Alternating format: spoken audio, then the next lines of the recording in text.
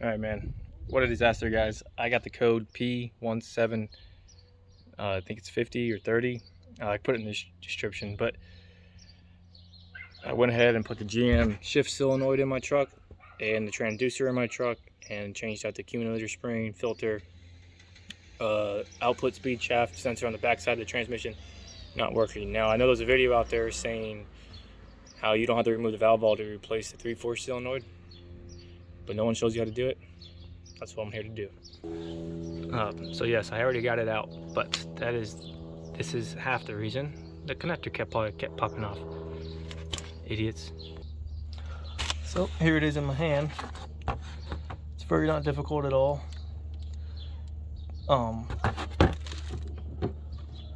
This spring,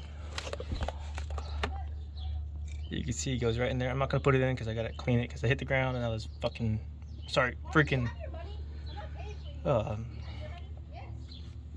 stuff on it. So, but this 3/4 cylinder bolts to that hole. I'll show you once I put it back together. But it just goes like this, guys. Or you can see the threads, 1, 2, and there's one back there, T20, and the connector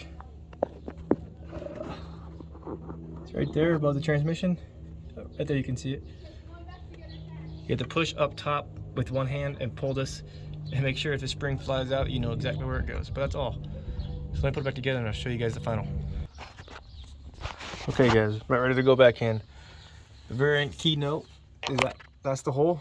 Make sure it's clean and you lubricate your seal. This is what it should look like when you pull it out. Lubricate those O-rings. That is designed to be loose. I mean, let's see if I can do it. You see it wobble. There's a little hole. There's a little, sorry, I probably got fluid on my phone. Not going to go so tight, so don't He-Man it. So, but that's where your spring goes right here. I'm going to need 2 hands, but that's the gist of it. I'll put it back up when I'm snugging the bolts up.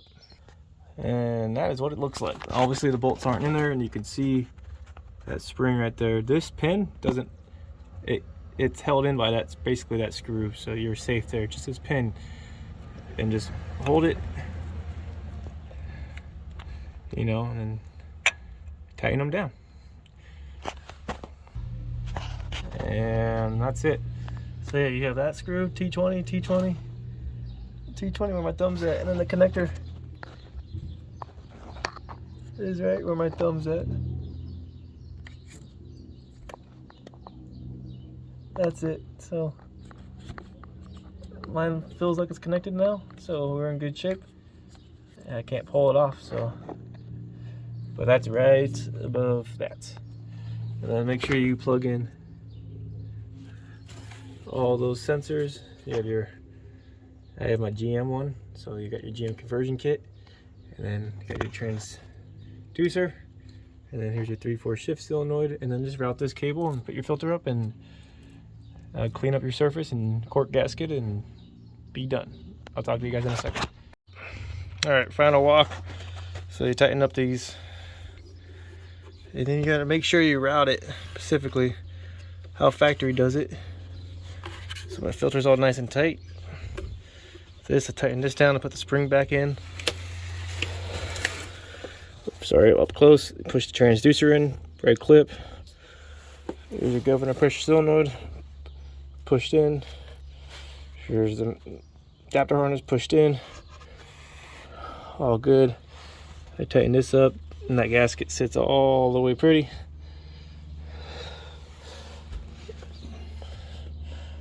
Pretty much clean, guys. And just make sure that connector's pushed in.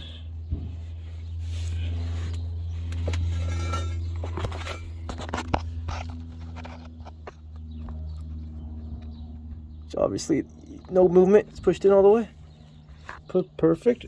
So I recommend dielectric grease on every connector, and then route this, because if you don't route this properly and it starts to pinch it, you're gonna have the same problem. So hopefully that fixes my problem. So when I originally took this off, I know you guys didn't see it, there was no zip ties. And see how these zip ties can move like this? That means it's not tremendously tight. Make sure you leave it that way. So let's get this mating surface cleaned up. New pan gasket. Always use a cork. Well, preference is cork, and then tighten it down. As for good measure, I just always make sure before I tighten it all up that my gasket hits all my bolts.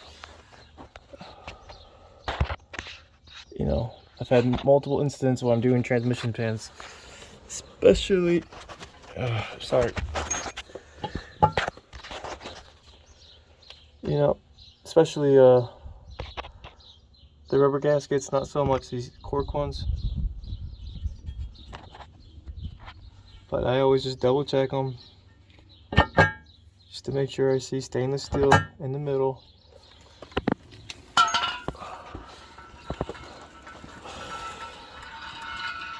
And there goes my brake can. Alright, down the driveway. But you do this, it's just cheap insurance, knowing that you know that you're all set. So let's get to tighten them and be done. And that's what it should look like when it's all done. Pretty shined up. So my pan is 12 foot-pounds, cross pattern, wait 10 minutes. If any movement, tighten 12 foot-pounds again until there's no movement. So let's go ahead and fill this thing up. Alrighty guys, so I hope that helps with how to change out the TCC sensor or torque converter lockup switch, whatever you want to name it. I got mine at O'Reilly's for like 85 bucks. As you saw, my plug was completely broken. On a side note, just take your time, because if you lose that spring, you're absolutely destroyed. You might be able to find one on Amazon and get it to you next day, or eBay or something, but just be careful, take your time. It's going to be tough, especially if it's never been replaced before or no one lubed up the O-rings. Dielectric grease is your best friend, and make sure that that TCC harness is wrapped the right way. I actually had to watch a video from Power Driven Diesel because mine was I never had zip ties on it. I didn't have to cut them, and I think that was probably one of the problems I had to get go. Was I was probably pinched and it was causing a short. But anyways, dielectric grease, route the harness correctly, make sure everything's tight. If while you're in there, change out all your sensors. I had to do this job twice. The reason why I didn't film changing out the other sensors is because it was more like wasn't planned. I just had to do it because my truck wouldn't move and everything, and I had to tighten the bands. I mean, it would move. It was just it was so hard to get out of second gear. I needed to fix the truck, and I wasn't even thinking about making a video. But basically, you do that. You remove the pan, which is the 14, in my case, Allen keys, and you're done. And then sensors are right there. I could put a link for those the GM conversion.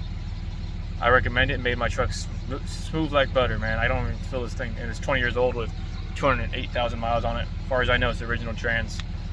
It's running great. So yeah, take your time, dielectric grease, route the harness, change all your sensors out, your filter, ATF plus 4 from Mopar, T20, 11 millimeter, and whatever the stock pan is. Mine's a Allen key, so I'm not going to tell you those, but T20 and 11 millimeters is all you really need once you're in the pan. So we pretty much all have those in our toolbox. So but once you're in the truck, you need to put it in reverse for a good,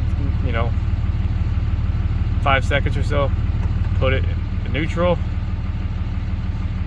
This is after, obviously, you put fluid in. It's on my camera. Drive. Second. First. You guys might be wondering what this is for. It's just so the torque converter is moving and it's getting that fluid pumping, and then you want to check your fluid afterwards.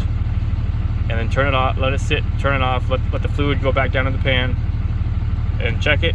If you need to add, and then redo this process until you get to maximum or your preference. So that's it, guys. That's how you change out your TCC converter without removing your valve body. I read a bunch of things that no one's seen a video, and there's a bunch of crap forums about it. So there you guys go. Enjoy. And this is on an 03 Dodge Cummins 3500 with a 48 RE transmission. All right, adios.